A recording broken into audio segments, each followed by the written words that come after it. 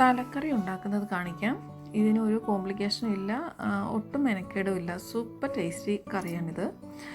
ഇവിടെ 2 സാൽമൺ ഫിഷിൻ്റെ തലയാണ് എടുത്തേക്കുന്നത്. ഏകദേശം 1 കിലോ ഉണ്ട്. ഏത് ഫിഷ് ഇതുപോലെ തന്നെ വയ്ക്കാം. നേരത്തെ പോസ്റ്റ് ചെയ്ത ഫിഷ് കറിയുടെ സെയിം ഇൻഗ്രീഡിയൻസ് ആണ് ഇതിൽ ഉപയോഗിച്ചേക്കുന്നത്. ഏകദേശം സെയിം സ്റ്റൈലുമാണ്. ഇനി മൺചട്ടിയിലെ ചൂടായ എണ്ണയിലേക്ക് ഉലുവ ഇട്ട് കൊടുക്കുക. ഇവിടെ ഇപ്പോൾ കടുക് ചേർക്കണ്ട, അവസാനം താളിച്ച് ചേർക്കുന്നുണ്ട്. ഉലുവയൊക്കെ പൊട്ടി വരുമ്പോൾ ഇഞ്ചി വെളുത്തുള്ളി ഇട്ട് വഴറ്റുക, പിന്നെ ഉള്ളിയും.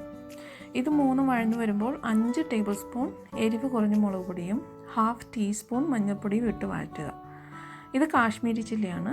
ഇത്തിരി കുറുകി ഒപ്പം എരിവും കിട്ടാനാണ് കൂടുതൽ ചേർക്കുന്നത്. പിന്നെ 2 കാര്യമുണ്ട്. ഉള്ളി വഴറ്റുമ്പോൾ പകുതി ഇട്ട് ബാക്കി താളിക്കാനായിട്ട് മാറ്റി വയ്ക്കണം. പിന്നെ വെളുത്തുള്ളി നമുക്കിവിടെയൊക്കെ കിട്ടുന്നത് നല്ല വണ്ണം ഉള്ളതാണെങ്കിൽ അതനുസരിച്ച് എണ്ണം കുറയ്ക്കണം. ചില സമയത്ത് നമുക്ക് ചെറിയ ഉള്ളി കിട്ടില്ലേ, അതുകൊണ്ട് അതനുസരിച്ച് എണ്ണം കുറയ്ക്കണം. 8-10 സെക്കൻഡ് എല്ലാം നന്നായി മിക്സ് ചെയ്ത് വഴറ്റുക. കരിഞ്ഞു പോകാതെ നോക്കണം. ഈ സമയത്ത് ലോ ഫ്ലെയിം ആക്കാം. തലക്കറിക്ക് വെള്ളം കൂടിയാൽ അത്ര ടേസ്റ്റ് ഉണ്ടാകത്തില്ല, അതൊന്ന് നന്നായി പറ്റിച്ചെടുക്കണം. ഇനി ചൂടുവെള്ളവും പുളിയും ചേർക്കുക. 4 പീസ് പുളിയാണ് ചേർത്തേക്കുന്നത്, 1 കപ്പ് വെള്ളവും. മൂടി വെച്ച് ലോ ഫ്ലെയിമിൽ മസാല റെഡിയാക്കാം. ഇവിടെ സമയമെടുക്കും. ഈ സമയം ഫിഷ് വൃത്തിയാക്കാൻ എടുക്കുകയാണെങ്കിൽ നിങ്ങൾക്ക് ടൈം ലാഭിക്കാം. ഏകദേശം ഇങ്ങനെയാണ് വൃത്തിയായി കിട്ടുന്നത്. അധികം ഒന്നും പോകാനില്ല. തല മുറിക്കുമ്പോൾ അല്പം വലുതാക്കി മുറിക്കണം. തീരെ ചെറുതാക്കിയാൽ തലയ്ക്കുള്ളിലെ ചോറൊക്കെ ചിന്നി ചെതറിപ്പോകും. അതുകൊണ്ടാണ്. അപ്പം അത്യാവശ്യം വലുപ്പത്തിൽ തന്നെ മുറിച്ചെടുക്കണം. നമുക്കിനി മസാല റെഡിയായി നോക്കാം.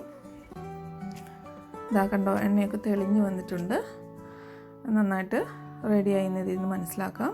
ഇതിലേക്ക് നമുക്കിനി ചൂടുവെള്ളം ചേർത്ത് കൊടുക്കാം. ഓർക്കണം, കുറച്ച് ചൂടുവെള്ളം ചേർക്കാവുള്ളൂ. ഫിഷ് കറിയിൽ സാധാരണ ചേർക്കുന്ന അത്രയും വെള്ളം ചേർക്കരുത്. ഇതിപ്പം മറ്റ് കറിയിലെ പോലെയല്ല. ഇതിനിപ്പോൾ ആ കുറുകിയിരിക്കുമ്പോഴാണ് നമുക്ക് ശരിക്കും തലക്കറി ഒരു എന്നാ പറയുക, തലക്കറിയുടെ തന്നെ ഒരു ടേസ്റ്റ് കിട്ടണമെങ്കിൽ കുറുകിയിരിക്കണം. അപ്പോൾ അതുകൊണ്ടാണ് വെള്ളം കുറച്ച് ചേർക്കാനായിട്ട് വീണ്ടും വീണ്ടും പറയണത്. ആവശ്യത്തിന് ഉപ്പ്. നന്നായി തിളച്ച് കഴിയുമ്പോൾ മീൻ കഷ്ണങ്ങൾ ഓരോന്നായിട്ട് ചേർത്ത് കൊടുക്കാം. ഇവിടെയൊക്കെ ഫ്ലെയിം ഞാൻ ഏകദേശം നല്ല മീഡിയം ഫ്ലെയിമിൽ തന്നെയാണ് ഇട്ടേക്കുന്നത്. അത്യാവശ്യം നല്ല വലുപ്പത്തിലാണ് ഞാൻ മീൻ കഷ്ണം മുറിച്ചെടുത്തേക്കുന്നത്. ഞാനിപ്പോൾ ഇവിടെ മീൻ കഷ്ണങ്ങൾ ഇടുമ്പോൾ നിങ്ങൾക്ക് കാണാൻ പറ്റും.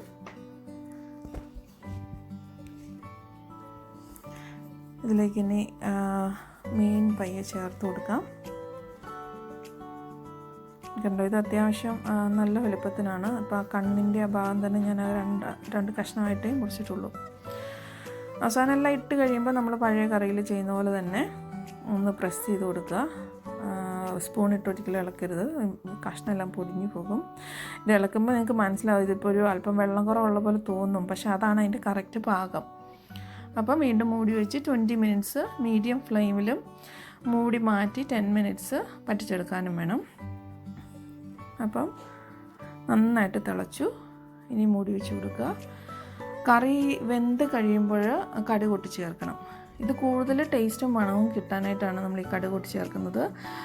ഫ്രഷ് കറി ലീഫാണ് എപ്പോഴും ബെസ്റ്റ്, പക്ഷേ കിട്ടാൻ വലിയ പ്രയാസമായതിനാൽ ഫ്രോസൺ വെച്ച് നമുക്ക് അഡ്ജസ്റ്റ് ചെയ്യാം.